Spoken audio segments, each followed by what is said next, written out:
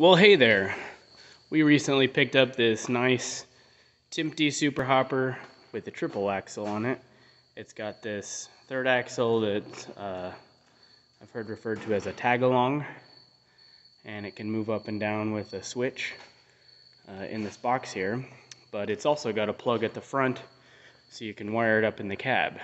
It makes it great for local haul when you're making short trips to the elevator, and you can put the tag axle back up when you're leaving, heading back empty. So comes with a 4-port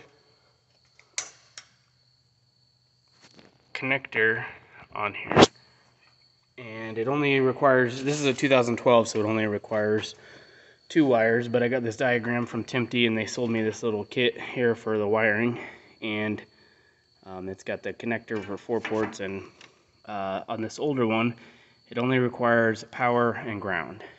This is actually the newer diagram, so the guy kindly crossed out that one and this one here, and so I've wired it up so that if we're looking at the,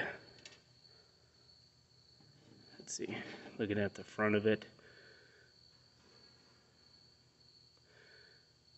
yeah, that's upside down. I've wired in the power and ground, and I actually, this came with 4 wires, but I used black and red because there was black, red, white, and brown, and on here it indicates that one would be green, but I just thought for simplicity's sake, power, ground should be red and black. So red here, black here for power and ground. So just ran it up along my other hoses down here along the frame, and came up under the engine compartment up to about here. Oh, a little close here. So I ran this in here, and I just went ahead and grounded the black wire right here. My cable wasn't long enough to go all the way into the cab, so I used some other 2-wire, I think it's 14 gauge, maybe 12 gauge. No, I think it's 14. So what I've done is my black wire from the 4-wire goes straight to ground, and then I have the ground going through this brown wire here, and then I spliced together with a butt connector the red wires from in the 4-wire and within this 2-wire. And we'll go up in the cab and show you. Ran it up under the steering wheel and up through my switch bank here. I mounted a little toggle switch, and I like to be able to see if it's actually on or not, so I went ahead and did one with a light, and that's the only reason that I needed to run ground in here. If you had just a normal toggle switch, you'd only need 1 wire for the power. So I took a fuse tab, and this was an open keyed slot, and so I've got the power coming in on this side, and it's fused through a 10 amp fuse, and then goes to this wire. This is called a fuse tab, and this is actually the fuse. Traditionally these are used to tap into, like if I wanted to replace this fuse in order to use the power off of it, and then you'd fuse it in wire, or in line with the wire, but this is also my fuse for this, because this was an unused spot. So coming back over here, I've got everything labeled. So the wire that goes into the fuse panel, I've labeled hot, and my labels aren't very good because they always center the words right over the wire. Anyways, hot, okay, and the hot goes into the supply part of my switch, and I've actually used spade connectors so that if I ever have to take this panel out, I can just undo it all right here. So there's a spade here, and a spade here, obviously.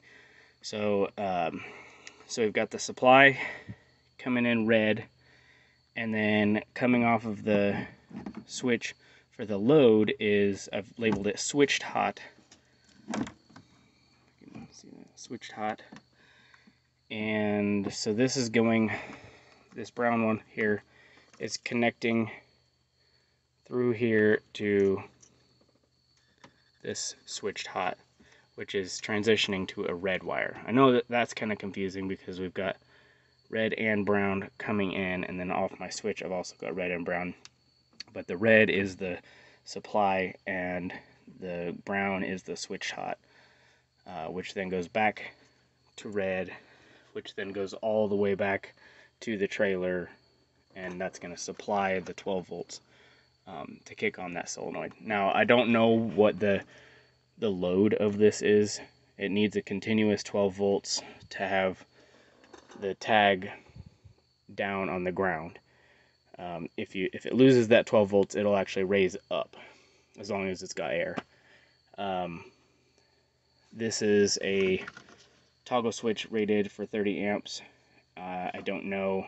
It's from Amazon, so people were saying that it wasn't actually 30 amps, but I've got it running through a 10 amp fuse over here, so we're not even close to that, and it works just fine. So the problem I ran into is, if this is going to get loud for a second, but with this light on this particular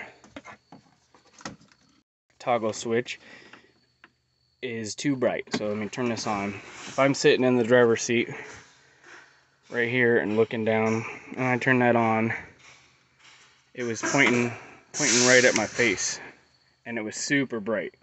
It doesn't show it on camera because I've already put a resistor in, but if we look here, so I put a resistor on the ground side just to pull the current down, and it's gonna limit how much power can actually be put through this LED. So if I were to put this back up here, and we can see if I bypass this resistor here, camera doesn't show that it's super bright. Well, okay, if we're looking directly at it, super bright. So then I put this resistor in line with the ground, and so it's a lot less bright then.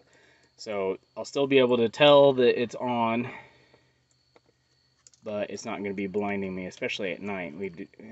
During harvest, we end up in the field pretty late.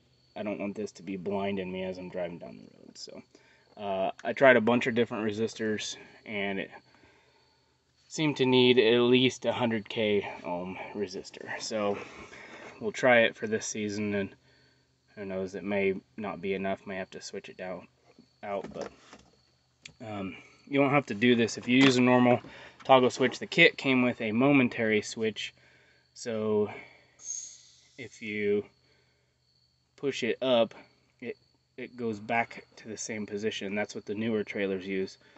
This is an older Timpte, and it requires a constant 12 volts rather than temporary. So that's why I just grabbed this toggle switch here, or I guess I should be saying rocker switch. This is a rocker switch. So that's how you wire it up, and I made this video because I didn't see any other videos on wiring one of these into the cab. I did read that this is not necessarily a legal practice in some states, so you need to check with your DOT and figure out if you can actually have this in the cab or not. So, all right, thanks for watching.